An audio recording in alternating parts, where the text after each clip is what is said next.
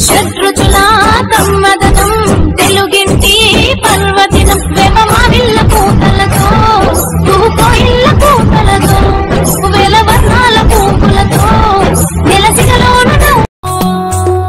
ఉదయాన్న ఉరకలేస్తూ వచ్చినదేది తెలుగింటి తోరణాల కొత్త ఉగాది షడ్రుచుల సంగమ ప్రత్యేకత ఏది శ్రమజీవుల కానంద